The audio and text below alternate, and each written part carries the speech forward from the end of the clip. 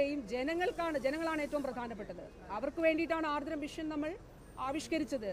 ആ ആർദ്ര മിഷനിലൂടെ ജനങ്ങൾക്ക് കൃത്യമായിട്ടുള്ള സേവനങ്ങൾ നൽകുന്നതിന് വേണ്ടിയിട്ടാണ് നമ്മൾ ശ്രമിക്കുന്നത്. അപ്പോൾ ഈ രീതിയിൽ ഇപ്പോൾ ഇന്നലെ തന്നെ എത്ര നിരുത്തരവാദപരമായിട്ടുള്ള പ്രസ്താവനകളാണ് കേട്ടത്.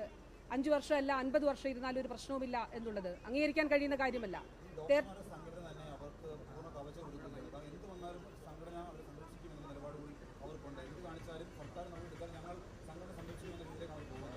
അല്ല, തെറ്റാണ് എന്ന് തന്നെ ചൂണ്ടിക്കാണിക്കുകയും തെറ്റ് ചെയ്തവർക്കെതിരെ നടപടിയെടുക്കുകയും ചെയ്യും. ആലപ്പുഴയിൽ ഉണ്ടായത് ഗുരുതരമായ വീഴ്ചയാണെന്നാണ് ഞാൻ ഇന്നലെ ഒന്നാമത്തെ കാര്യം പറഞ്ഞത്. ആലപ്പുഴയിൽ ഉണ്ടായത് അത് എത്ര വർഷം മുൻപും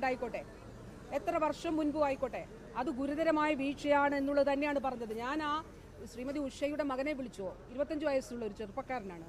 ഇന്നലെ ഞാൻ സംസാരിച്ചു. അപ്പോൾ ഈ ഡോക്ടറുടെ വീട്ടിൽ പോയി കാണുന്നു. ഡോക്ടറുടെ വീട്ടിൽ പോയി കണ്ടിട്ട് സ്കാനിങ് ഉൾപ്പെടെ അവിടെ ചെയ്യുന്നു. ചട്ടപ്രകാരം അന്ന് മെഡിക്കൽ കോളേജിൽ ജോലി ചെയ്തിരുന്ന ഒരാൾക്ക് പ്രാക്ടീസ് ചെയ്യാൻ പറ്റില്ല.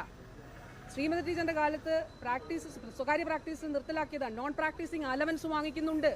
അവർ തന്നെ പറയുകയാണ് സ്കാനിങ് ഉൾപ്പെടെയുള്ള മറ്റു കാര്യങ്ങൾ ചെയ്യുന്നു എന്നുള്ളത്.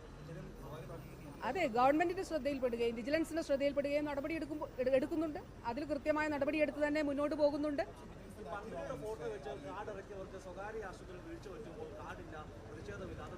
അല്ല, ഞാൻ പറഞ്ഞത് ഇത് തീർച്ചയായിട്ടും കേരളത്തിൽ ആരോഗ്യ മേഖലയിൽ ഇൻവെസ്റ്റ് ചെയ്തിരിക്കുന്ന സ്വകാര്യ ആഗോള കുത്തകകളെ, ആരോഗ്യ മേഖലയിലേക്ക് കടന്നു വന്നിരിക്കുന്ന സ്വകാര്യ ആഗോള കുത്തകളെ സഹായിക്കുന്നതിന് വേണ്ടിയിട്ടുള്ള ശ്രമമാണ്.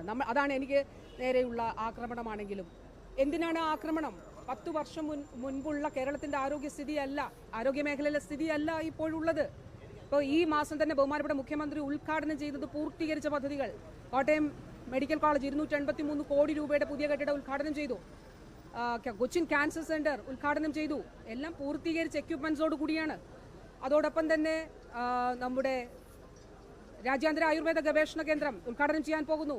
RCC ഉദ്ഘാടനം ചെയ്യാൻ പോകുന്നു. അപ്പോൾ ഇന്ന് രാവിലെ എൻ്റെ വീടിന് നേരെ, ഞാൻ താമസിക്കുന്ന വീടിന് നേരെ അതിക്രമം നടത്തുക, ഗേറ്റ് ഇളക്കുക, അവിടെ നിൽക്കുന്ന ഗാർഡിനെ ആക്രമിക്കുക, ഇത് അവിടെ കൊണ്ടുവന്ന് റീത്ത് വെക്കുക, അതേപോലെ തന്നെ അവർ പണിത കെട്ടിടമാണ് 2012 എന്ന് ജില്ലാ കളക്ടർ പറയുന്നു. ഇവരുടെ സമരം ഏത് രീതിയിലുള്ള സമരമാണ്? അപ്പോൾ കേരളത്തിലെ ജനങ്ങൾ ഇത് കാണുന്നുണ്ട് എന്നുള്ളതാണ്. ഇത് ജനപക്ഷത്ത് നിൽക്കുന്ന സമീപനങ്ങളും ഇടപെടലുകളും. പക്ഷേ പോലീസിന്റെ വീഴ്ച, 2 പോലീസ് ഉദ്യോഗസ്ഥർ ചികിത്സയാണ്. പോലീസിന്റെ വീഴ്ച എന്ന് പറയുന്നത് ശരിക്കും